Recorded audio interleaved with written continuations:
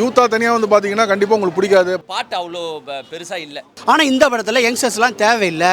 ஏண்டா 1000 ரூபாய்க்கு நடிக்க சொன்னால் 1 லட்சத்துக்கு நடிப்பார் பார்த்திபன். பாசிட்டிவாக சொன்னால் இப்போ இன்மன் உதயநிதி படம் அதனால சொல்லுவாங்க. பவர் பாண்டி மாதிரி தான் இருக்கும் சில இடத்துல பார்க்கும்பொழுது. லேகுங்கிறது லேகுன்னு சொல்ல முடியாது, ஏன்னா எமோஷன். இது முருகன் இட்லி கடையோட வேணா நீங்கள் கம்பேர் பண்ணலாம். நீங்கள் யூத்தா தனியாக வந்து பார்த்தீங்கன்னா கண்டிப்பாக உங்களுக்கு பிடிக்காது. பசங்க கூட ஜாலியாக வந்து பார்க்கணும்னு நினச்சி காலேஜ் ஸ்டூடெண்ட்ஸ் வந்தீங்கன்னா கண்டிப்பாக உங்களுக்கு பிடிக்காது. ஏன்னா நீங்கள் வந்து அந்த ஹீரோயிசம் கொண்டாடுற மாதிரி சீக்வன்ஸ் அந்த மாதிரி விஷயம்லாம் படத்தில் பெருசாக கிடையாது. கதவும் பெருசாக இல்லை.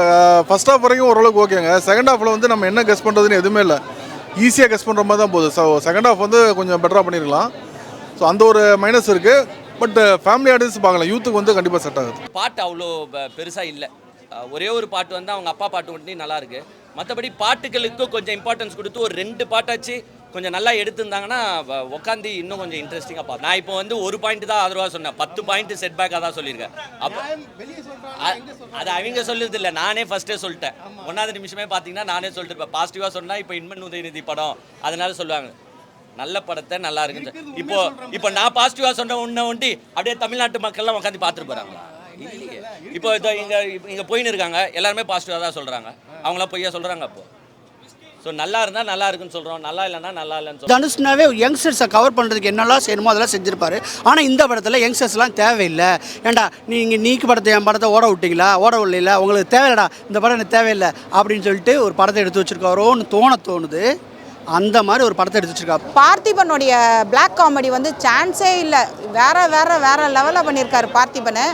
அதுக்கு எழுதின வசனங்களும் சரி, திரைக்கதையும் சரி. பார்த்திபனுடைய ஒரு 1000 ரூபாய்க்கு நடிக்க சொன்னால் 1 லட்சத்துக்கு நடிப்பார் பார்த்திபன். அந்த நடிப்பு வந்து இதில் நல்லா மேஜிக் மாதிரி நல்லா இருக்குது. அண்ட் தனுஷ்காக மெயினாக நல்லா பார்க்கலாங்க. அண்ட் ப்ளஸ் வந்து கதை வந்து உங்களுக்கு ஒரு சீரியல் மாதிரி போகுது. அடுத்து என்ன அப்படின்ற மாதிரி போகுது. அண்டு சமுத்திரக்கனி கேரக்டர் வந்து காமெடி பீஸாக மாறுவார். அந்த சீன்லாம் நல்லா என்ஜாய் ஆச்சு. இளவரசு நடுவில் வந்து கவுண்டர் கொடுப்பார், அதுவும் நல்லா இருக்குது. இளவரசு போர்ஷன் கொஞ்சம் ஜாஸ்தி பண்ணியிருக்கலாம் காமெடி லவ்வர்ஸ்க்கு. பவர் பாண்டி மாதிரி தான் இருக்கும் சில இடத்துல பார்க்கும்பொழுது. பட் கதை வந்து ஒரு எமோஷ்னலான ஒரு டச். நீங்கள் பார்க்கும்போது பல இடத்துல உங்களை அறியாமல் கை தட்டுவீங்க. அப்படி ஒரு எமோஷ்னல் கனெக்ட். அப்பா அம்மாவை பார்த்துக்கணும், ஃபேமிலியை வந்து நம்ம என்ன தான் சம்பாரிச்சாலும் நம்ம விட்டுட்டு போயிடக்கூடாது, நம்ம ஊர் மண் இதெல்லாமே முக்கியம். இதெல்லாம் வந்து பேஸ் பண்ண ஒரு அருமையான ஒரு கதை. இட்லி கடை தனுஷ் இயக்கத்தில் அருண் விஜய் ஹீரோவாக நடித்த படம் அப்படி தான் சொல்லணும். அந்த அளவுக்கு ஒரு வில்லத்தனத்தை கொட்டி நம்மளெல்லாம் வந்து எரிச்சல் ஊட்டுற அளவுக்கு வச்சுட்டாரு அருண் விஜய். ஸ்டோரி ஓரியன்டாக பண்ணலை, ரொம்ப வருஷம் கழிச்சு ஸ்டோரி ஓரியன்டாக பண்ணார். முன்னாடி அவர் பண்ணது வந்து ஓடலை. 2-3 படம் பண்ணார், மிடில் பண்ணார். 2010 அரௌண்டு பண்ணார். அந்த படம்லாம் வந்து அவருக்கு பிக்கப் ஆகலை. அதனால அவர் அதை விட்டுட்டார். ரொம்ப நாள் அவருடைய ஹீரோயிசமே பார்த்துட்டு திருப்பி அவரை ஸ்டோரி லைனில் பார்க்குறதால ரசிகர்களுக்கு அப்படி தோணியிருக்கலாம். பாடல்கள்லாம் நல்லா இருக்குது. இது உங்களுக்கு ஃபைட்டு படத்துக்கு தான் மியூசிக் வந்து ரொம்ப பில்டப் பண்ணி கொடுக்கணும். இது வந்து ஸ்டோரி லைன் எல்லாமே கிராமத்து கதை, ஃபேமிலி கதைன்றப்போ இதுக்கு வந்து மியூசிக் அவ்வளோ தேவையில்லை. இதுக்கு என்ன தேவையோ அதோடைய மியூசிக் கொடுத்துருக்காரு. பாடல்கள் சூப்பராக இருக்குங்க. நீங்கள் திருப்பி உங்களுக்கு ரீல்ஸ் போடுற மாதிரி பாடல்கள். யூத்தா பார்த்தீங்கன்னா கன்ஃபார்ம் லேகுங்கிறது லேகுன்னு சொல்ல முடியாது. ஏன்னா எமோஷன்ஸ் காமிக்கணும்னா, ஒருத்தனை ஃபீல் பண்ண வைக்கணும்னா கண்டிப்பாக அந்த சீன்ஸ்லாம் லென்த்தாக வைக்கணும், எக்ஸ்ட்ரா சீன்ஸ் வைக்கணும். இப்போ ஒரே சீனில் அவங்க அப்பா இறந்துட்டாரு, இவர் போய்ட்டு அடுத்த வேலை பண்ணுறாருன்னு பார்த்தீங்கன்னா அதில் வந்து உங்களுக்கு ஒரு ஃபீலே வராது. ஸோ அந்த ஃபீலை காமிக்கணுங்கிறதுக்காக கொஞ்சம் லென்த்தாக வச்சுருக்காங்க. ஸோ லென்த் வைக்கும் போது நீங்கள் அந்த ஃபீல் இல்லாமல் நீங்கள் பார்த்தீங்கன்னா லேகுன்னு சொல்லுவீங்க.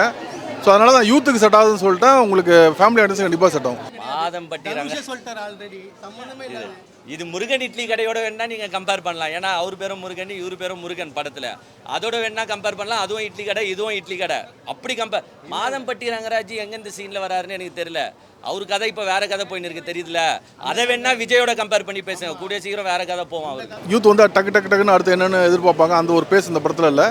ஆனால் ஃபேமிலி ஆடியன்ஸுக்கு கண்டிப்பாக அந்த படம் பிடிக்கும். ஃபர்ஸ்ட் ஆஃப் பார்த்தீங்கன்னா ரொம்ப அருமையாக இருக்குது. அந்த சென்டிமெண்டல் சீன்ஸு, எமோஷன்ஸு, கிராமத்து லைஃப் இதை வந்து சூப்பராக காமிச்சிருந்தாங்க.